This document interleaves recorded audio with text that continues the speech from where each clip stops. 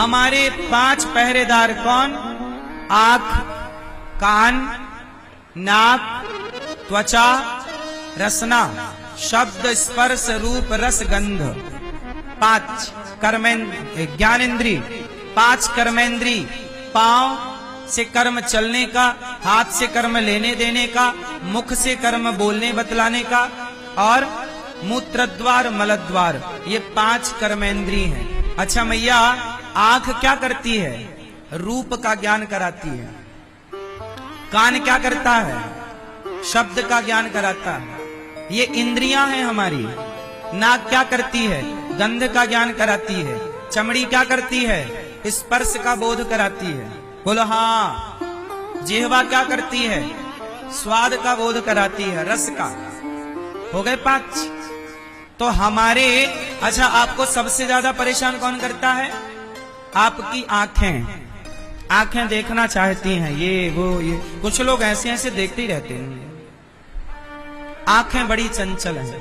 कान सुनना चाहते हैं, इसलिए कहता हूं आंखों पर कंट्रोल, कानों पर कंट्रोल और वाणी पर कंट्रोल। आपका कंट्रोल ना होने के कारण बात बिगड़ जाती है। सुनो, माता कैकेयी का कानों पर कंट्रोल नहीं था, तो मंथरा ने कान भर दिए, और कान भर दिए तो सारा खेल बिगड़ गया। किसके कारण? कान भरने से। इसलिए कानों का कच्चा नहीं होना चाहिए। माता कैकेयी कानों की जरा कच्ची, माता कैकेयी कानों की। इसलिए मेरी मां, कानों से सावधान। कान को कुछ भी ना सुनवाओ। गलत चीज सुनवाओगे, गलत को सच मान लिया तो नाश हो जाएगा। जैसे कैकेयी ने मंथरा की बात को, गलत को सच मान लिया, नाश हो गया। बोलो हाँ। इसलिए कानों को संभालो, कुछ भी ना सुना करो। हर जगह बैठ के आप सुनते हो, कुछ भी ना सुना करो। सुनने का प्रभाव पड़ता है जीवन में। इसलिए कहता हूं अच्छी संगति करो, अच्छी चीजें सुनो, अच्छे लोगों के साथ बैठो। तो कानों पर क्या? बोलो कंट्रोल, कुछ भी नहीं सुनने का। मैया हाँ या ना? जब आप पड़ोसन के संग बैठ के 1-1 घंटे जो चुगली सुनती हो, उसकी इसकी सुना, महाराज जी हमने कुछ किया नहीं, पर सुना तो। सुनना भी पाप है। क्यों मैया? सुनना पाप है या नहीं? गलत बातें सुनना भी पाप है। पाप कानों से भी होता है। कैकेयी से पाप कहां से हुआ? कानों से ना हुआ। मंथरा की बात सुन ली, सुन के सच मान लिया, जैसा कहा कर लिया, पाप हो गया। राम को वनवास भेज दिया। कान संभालो। दूसरा, अपनी वाणी को संभालो। कैसे संभालोगे? जोर से। ये वाणी मेरी मां, क्या बोलना है, कितना बोलना है, इसका विचार जरूर करना चाहिए। बिना विचारे जो करें सो पाछे पछताएं, काम बिगाड़े आपनो जग में होए हंसाएं। इसलिए बोलना तो पहले तौलना कि मेरे शब्दों में दम कितना है। शब्दों में बड़ी जान होती है। क्यों मैया? शब्दों में जान होती है कि नहीं? चलो बताओ, रिश्ते कहां से बनते हैं और कहां से बिगड़ते हैं? बोलो। शब्दों से बनते हैं, और शब्दों से आप गलत शब्द कह दो, रिश्ता खत्म। बोलो हाँ। इसलिए मुंह दिया है भगवान ने, इसका मतलब ये नहीं कि कुछ भी बोलोगे। यदि कुछ भी बोलोगे, अगले जन्म में भगवान मेंढक बना के भेजेंगे, टर टर करते रहना फिर। इसलिए कुछ भी बोलने के पहले सोचो कि क्या बोल रहे हो। जो बोल रहे हो वो सच है कि गलत है ना मेरी मां? क्योंकि शब्दों में बड़ी जान होती है। इन्हीं से आरती, अरदास और अजान होती है। यही समुंदर के वो मोती हैं जिससे इंसानों की इंसानों को पहचान होती है। शब्दों में बड़ी जान है। शब्द संभाल के बोलिए, शब्द संभाल के बोलिए। शब्द के हाथे न पाओ, एक शब्द औषधि करे, एक शब्द करे घाव। ये शब्द घाव भी करते हैं और औषधि भी करते हैं। बोलो हाँ। कोई बेसहारा है, आप कह दोगे भैया चिंता ना कर, हम तेरे साथ हैं। जब आप कह दोगे कि तू चिंता ना कर, हम तेरे साथ हैं, तो ये शब्द औषधि बनके उसकी आयु बढ़ा सकता है, उसकी चिंताएं, टेंशन खत्म कर सकता। आपका एक शब्द, तू चिंता ना कर, मैं हूं ना, तेरा भाई, तेरा बड़ा भाई, तेरा पिता बनकर तेरे साथ हूं, तेरी माँ बनकर तेरे साथ हूं, तेरी बहन बनकर तेरे साथ हूं, तेरा दोस्त बनकर तेरे साथ हूं, मैं हूं। सपोर्ट। आज मुझे एक ब्रजवासी मिले और उन्होंने कहा कि गौरी गोपाल आश्रम में मैं भी आऊंगा और वहाँ जो संतों की सेवा होती है, वृद्ध माओं की सेवा होती है, मैं भी वहाँ माताओं को एक दिन का भोजन कराना चाहता हूँ, मैं भी भोजन का सहयोग करना चाहता हूँ। मैंने कहा आपको प्रणाम करता हूँ, कम से कम आपने उन माताओं की भूख के बारे में सोचा तो सही।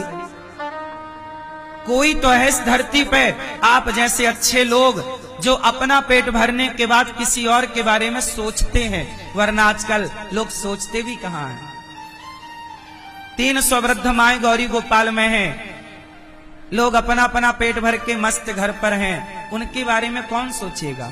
इसलिए आपको मैं प्रणाम करता हूं कि आप में से कुछ लोगों ने उन वृद्ध माओं के लिए सोचा कि इनको हम भोजन कराएंगे, इनको हम दवाई का थोड़ा सहयोग करेंगे।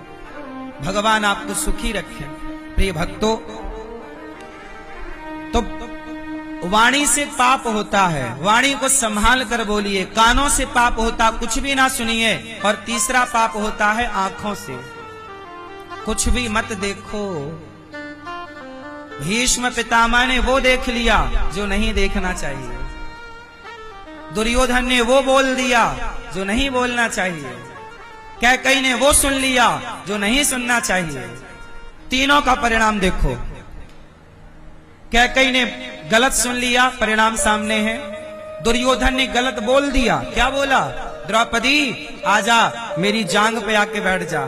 इसलिए ना भीम भैया ने जांग तोड़ी, तूने जांग पर बिठाने का प्रयास किया ना द्रौपदी को। क्या बोला भरी सभा में? कपड़े उतार दो द्रौपदी के और मेरी जंघा पर लाकर बिठा दो। दुर्योधन मर गया, पर दुर्योधन के कहे शब्द नहीं मरे, आज भी जिंदा है। बोलो हाँ। रावण मर गया, पर रावण के कहे शब्द जिंदा है। भगवान लीला पूरी करके चले गए, पर भगवान के कहे शब्द जिंदा है, और उन्हीं शब्दों का नाम है भगवद गीता। शब्द कभी मरते नहीं। आप जो कह दोगे आकाश में अमर है। वो कहते ना, तीर कमान से और बात जवान से निकल गई वापस ना आएगी। इसलिए कहते हैं भर जाते हैं वो घाव जो बनते हैं गोली से। भर जाते हैं वो घाव जो बनते हैं गोली से, पर वो घाव नहीं भरते जो बनते हैं कड़वी बोली से। शब्दों को जरा संभालो। तो कितने लोग सहमत हैं इस बात से कि शब्दों पर, कानों पर और नेत्रों पर। तीसरा है नेत्र। भीष्म पितामह ने द्रौपदी को निर्वस्त्र होते हुए देखा। क्यों देखा आपने पितामह? आपको विरोध करना था दुशासन का, नहीं किया तो उठ के चले जाते, लेकिन आप ना गए ना आपने रोका, आप तमाशा देखते रहे। तो संभल कर बैठना, जग में तमाशा देखने वालों, कहीं खुद ना तमाशा बन जाना। तमाशा देखने वालों, तमाशा दूसरों का लोग बहुत देखते हैं, लेकिन जो दूसरों के तमाशा देखने में दिलचस्पी रखते हैं, एक दिन उनका भी तमाशा दुनिया देखती। इसलिए तमाशा देखने का शौक ना पालना, वरना स्वयं भी तमाशा बनोगे। बात सही है कि गलत है? तो आंखों पे कंट्रोल, सब चीजें ना देखो। मोबाइल पर आजकल के बच्चे वो देख रहे हैं जो नहीं देखना चाहिए। आजकल लोग वो देखना पसंद कर रहे हैं जो नहीं देखना चाहिए। बॉलीवुड वो दिखा रहा है जो समाज के लिए जहर है, पर लोग देख रहे हैं। आंखें बिगड़ गई आजकल लोगों की। क्या बिगड़ गई मेरी माँ? आंखों में शर्म नहीं बची, आंखों की शर्म समाप्त हो गई। चलो, तो भगवान श्री कृष्ण को लेकर वसुदेव जी चले तो क्या हुआ, पहरेदार सो गए। जो भगवान को लेकर चलता है, इंद्रियां कितना भी परेशान करने वाली हो, पर जब हृदय में भगवान हो तो वो इंद्रियां भी सो जाती हैं, मतलब वो बाधा नहीं पहुंचाती जीवन में। इंद्रियां हमें परेशान करती, लेकिन जो ईश्वर का ध्यान करता हुआ आगे चलता है तो उसे इंद्रियां परेशान। अब जैसे लोगों को काम वासना बड़ी परेशान करती है, पर जो भगवान के भक्त हैं उन्हें काम परेशान नहीं करता। लोगों को क्रोध बड़ा परेशान करता है, बात बात में गुस्सा, पर जो साधु हैं, भक्त हैं, उन्हें गुस्सा नहीं परेशान। क्यों? क्योंकि ईश्वर जब हृदय में आते हैं तो हर दोष समाप्त हो जाता है, हर बुराई समाप्त तो आप नहीं करते, मैं बुराइयां समाप्त नहीं कर सकता, मेरे में इतनी ताकत नहीं कि मैं काम क्रोध को जीत सकूं, लेकिन भगवान बैठेंगे तो काम क्रोध की क्या ताकत के वो भगवान के होते हुए आंख दिखा सकें हमें। वो तो सरेंडर हो जाएंगे ना, सरेंडर हो जाएंगे। भगवान आ गए तो काम क्रोध खत्म, खत्म मतलब चुपके बैठे हैं दुबक के। क्रोध की क्या ताकत, ये क्रोध जरा देर का होता है पर सालों साल के रिश्ते खराब कर देता है 2 मिनट में। बोलो हाँ, क्रोध आता है 2-5 मिनट के लिए, पर वो 5 मिनट का क्रोध 50 साल के रिश्ते खत्म कर देता है। बोलो हाँ। इसलिए कहता हूं, खुद पर कंट्रोल कैसे आएगा। वसुदेव जी भगवान को लेकर चले, अच्छा आगे चले तो शेष भगवान छाता बन गए। वसुदेव जी के ऊपर कौन छाता बना? शेष भगवान, शेषनाग। ये शेषनाग कौन? काल, सांप को कहते हैं काल। काल अव्याल मुखग्रास त्रास निर्णास हेतवे। काल मतलब सांप। जो भगवान को लेकर चलते हैं ना तो काल भी उनका सहायक हो जाता है, जो ईश्वर को लेकर चलते। इसलिए शेष भगवान छाता बन गए। और आगे चले तो यमुना जी का जल बढ़ने लग गया। जो भगवान को लेकर चलते हैं उनकी भक्ति का स्तर बढ़ जाता है। और सुनो, जब भगवान को लेकर चले तो रास्ते में कौन मिला वसुदेव जी को? यशोदा के पास कौन मिला? बोलो मेरी माँ। यशोदा के पास मिली माया। वसुदेव जी ने गलती क्या की? कृष्ण को रखा और माया को उठाए और माया को लेकर आए, पुनः बंधन में बंध गए। जो माधव को छोड़कर माया को ग्रहण करता है वो पुनः बंधन में बंध जाता है, जैसे वसुदेव जी फिर से बंधन में बंध गए। इसलिए कहता हूं मेरी मां कि बंधन से मुक्त होना है, बंधन में बंधना नहीं।